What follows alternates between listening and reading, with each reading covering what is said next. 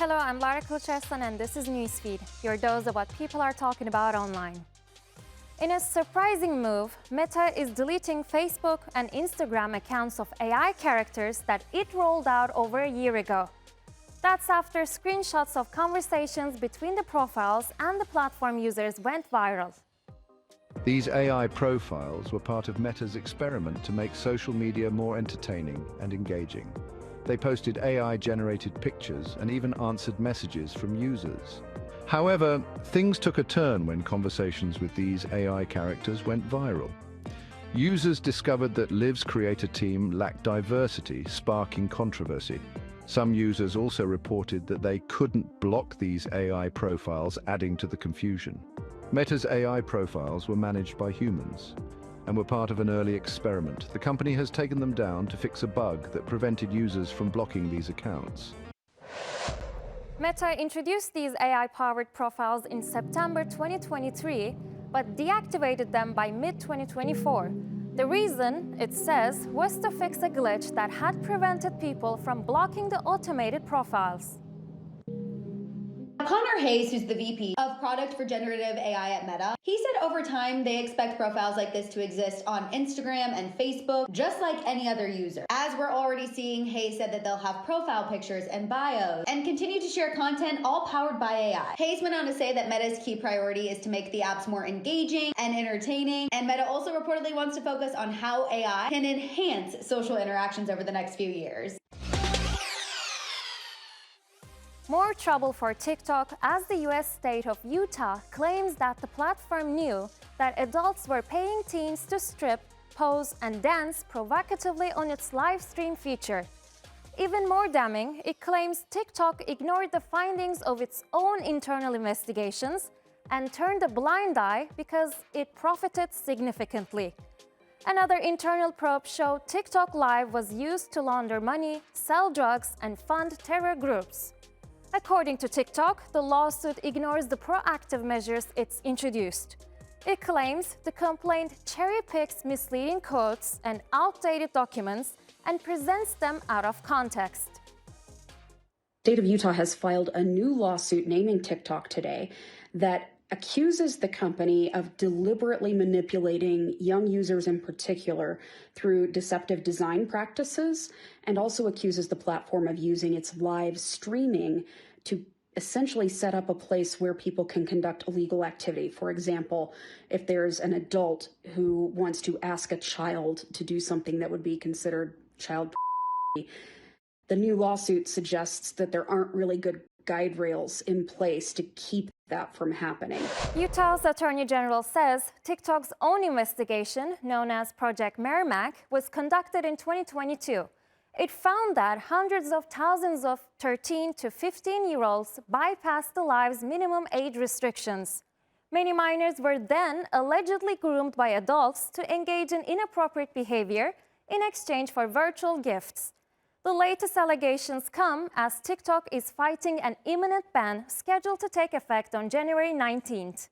TikTok's last chance to get the law that was passed by Congress overturned on the basis that the law is unconstitutional and infringing upon people's First Amendment rights, or the right to free speech. Right now, the current countdown put in place by the law is still in place. So TikTok is still slated to be banned if it does not sell by January 19th. So you know what to do with your favorite creators. But they will hear oral arguments on January 10th before deciding whether or not to put it on hold before they actually issue a full ruling on the law. They didn't provisionally block the law. This is very common. They could have actually just issued a stay, which would have basically just put it on pause for the time being. That is something that TikTok actually requested from the appeals courts in their emergency motion, which you probably heard about. But that emergency motion was actually rejected, which, by the way, is incredibly rare. So all that said, whether or not the law is put on pause, so to speak, with like a stay issued by the Supreme Court, it's unclear when the Supreme Court would actually issue their final rule.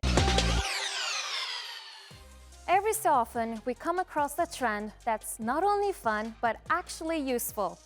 The latest one is a perfect example, helping people check out their old homes on Google Street View. It's a nostalgic trip down memory lane, seeing how your favorite places have changed over the years. And while this feature has been around for a while, It's great to see more and more people discovering it. Think of it as an internet archive for places. Whether you're curious to see how your childhood neighborhood has evolved, or you want to see how local landmarks have changed through the seasons, this tool offers a unique look at the past.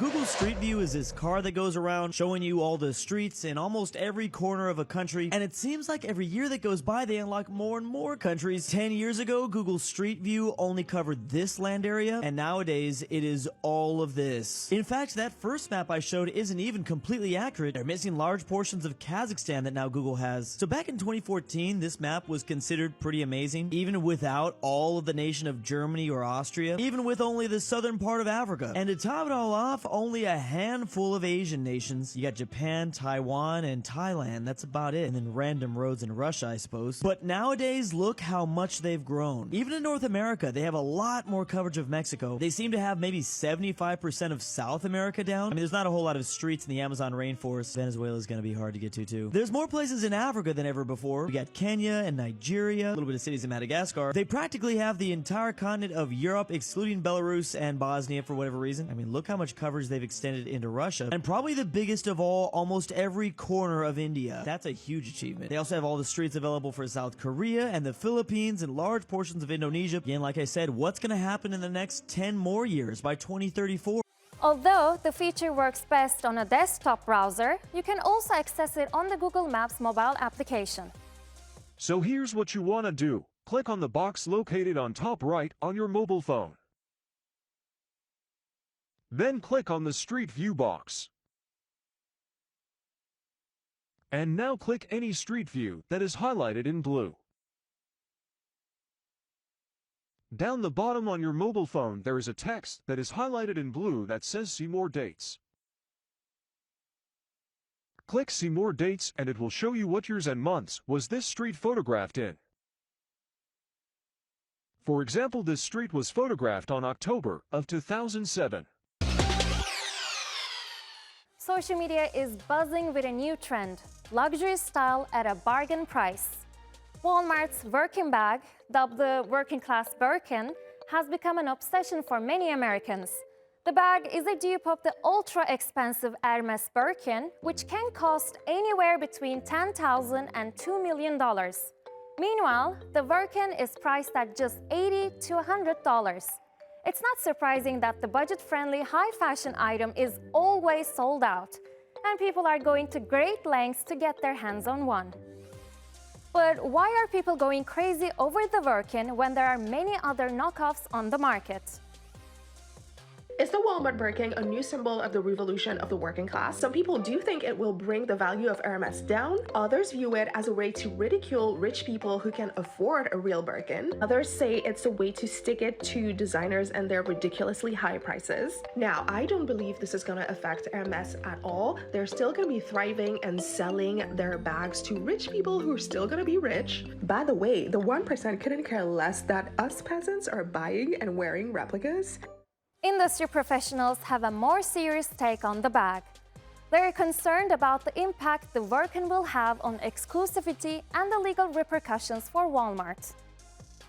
The biggest legal umbrella that many fashion companies will go down is under intellectual property. Intellectual property includes copyrights and trademarks and patent. Luckily for Hermes, they already have a federal trademark through the USPTO for the structure of their bag. So even if this dupe Birkin from Walmart doesn't say Hermes on it or in it or whatever, they mimicked to make it look like the Birkin bag is all federally trademarked and protected, which means that if Hermes chose to go after them, they could based on that federal trademark. Another trademark issue that they can file for jointly in the lawsuit is brand dilution. So brand dilution is a legal action taken by the owner of a famous trademark to protect their mark from being tarnished or blurred by another mark. Basically saying, hey, you selling dupes is actually affecting my business commercially and my reputation. Now let's talk about the patent claims. The company has to show that we have elements to our bag that are not just part of the functionality of it being a bag. It actually has distinctive features that are purely for design purposes. And from the legal research I did, Hermes was granted that design patent in 2012, and they have a design patent over the complete design of the Hermes bag. Designers and companies like Hermes are really only going to go after dupes if it's really going to affect their commercial gain or it's going to affect their reputation. And a lot of times it doesn't, and a lot of times they just let it go. But if the Walmart Birkin gets enough traction and it's affecting Hermes's reputation and their money, they might do it. The 82nd Golden Globes brought glitz, glamour, and surprises as TV and film's biggest names gathered for the first major event of the awards season. It was a night full of unforgettable wins, unexpected moments, and even a little controversy. These are yours, yes? Yes. The low-budget epic The Brutalist, Yes. Netflix's dazzling Emilia Perez, and the historical drama Shogun were the night's biggest winners. Brutalist, a gripping tale of a Holocaust survivor turned immigrant architect, walked away with 3 awards: Best Film, Drama, Best Actor for Adrian Brody, and Best Director for Brady Corbett.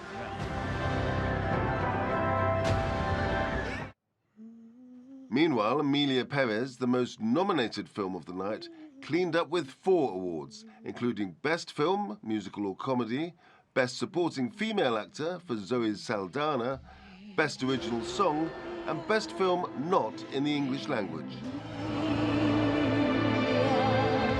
In one of the night's most surprising moments, Brazilian star Fernanda Torres took home Best Female Actor in a Drama, beating out Hollywood heavyweights Nicole Kidman, Angelina Jolie, and Kate Winslet for her role in the 70s fact-based drama I'm Still Here.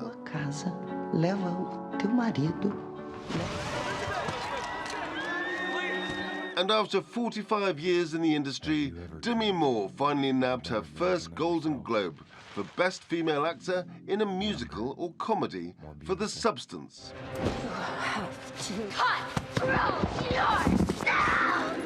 I'm fine. Death.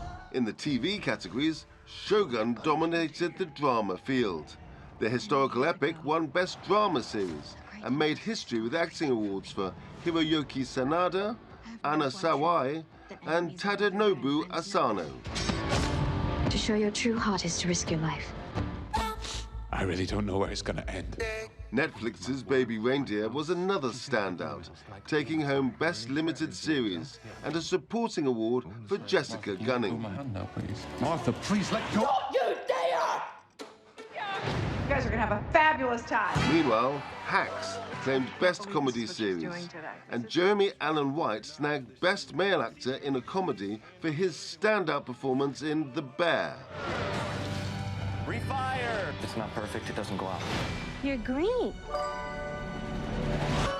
I am. And while Wicked didn't win big in the major categories, it secured the Cinematic and Box Office Achievement Award, a newer category, previously won by Barbie. But not everything went smoothly. A controversial choice to skip clips of nominated films and shows, replacing them with Google Maps-style seat locators, did not sit well with fans or critics, prompting some head-scratching moments throughout the night. With the Oscar nominations set to be announced on January the 17th, the race for award season supremacy is officially on. And as the Golden Globes showed, it's shaping up to be as unpredictable as ever. And that's our show. Find our latest stuff on YouTube and do subscribe to our channel. See you soon.